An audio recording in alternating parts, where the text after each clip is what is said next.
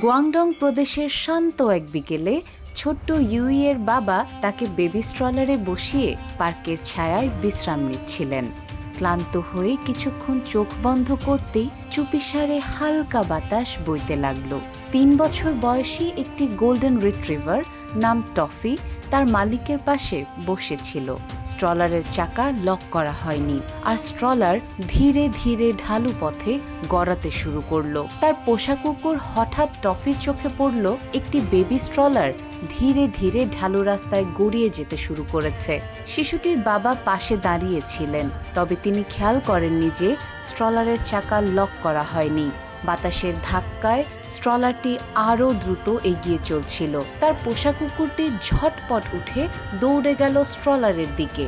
তার ছোট্ট দাঁত দিয়ে স্ট্রলারের কাপড় আঁকড়ে ধরল এবং সামনে গিয়ে শরীর দিয়ে রাস্তা আটকালো। প্রচুর শক্তি প্রয়োগ করে টফি স্ট্রলারটিকে থামিয়ে দিল।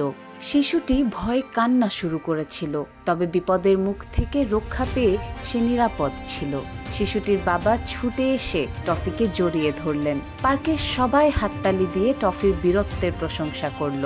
সেই দিন থেকেই টফি শুধু একটি পোষা প্রাণী নয়, সবার চোখে এক সত্যিকারের নায়ক হয়ে উঠল।